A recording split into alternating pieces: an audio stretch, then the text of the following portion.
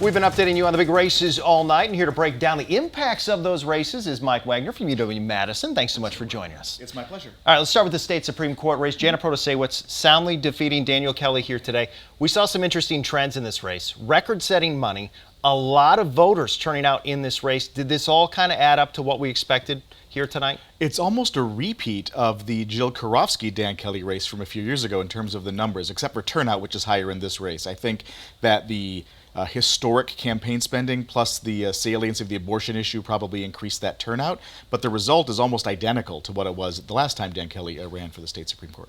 As soon as this race started, Janet Protasewicz made this in large part about abortion.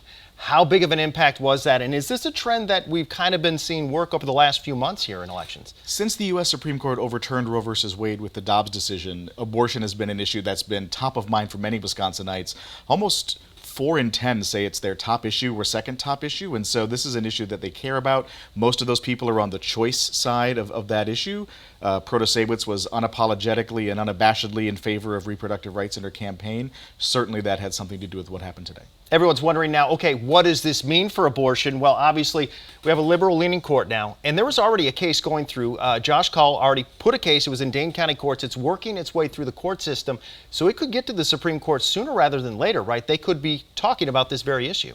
By the time that Protasewicz takes the bench in the summertime, it's possible that they could see this very quickly. But not just abortion rights, but they could also see cases related to redistricting, cases related to expansion of voting rights, labor rights, environmental regulation, all kinds of things are now in play.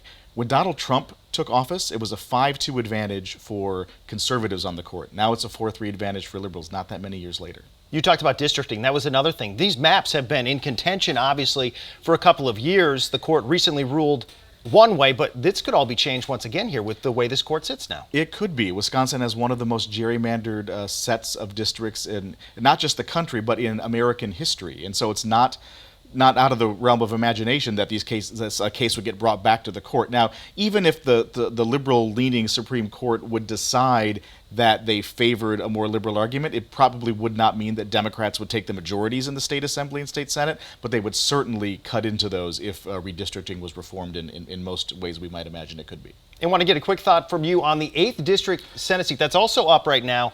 People are wondering, okay, why does that matter here in Madison? It's because that's going to sway one way or the other depending on if the Republican or Democrat wins. And that race, I mean, almost 50-50 all night here. The Republicans are trying to hold on to their supermajority in the state Senate. It's about 650 votes separating Connaughton and Sinkin right now. They're almost tied. About 94% of the votes or so are in. And so if the Republican holds on, this is a +4 or 5 Republican district. So riding the coattails of Protasewicz for sure tonight. Obviously, there are a lot of impacts from tonight. We appreciate you breaking it all down for us here tonight. My pleasure.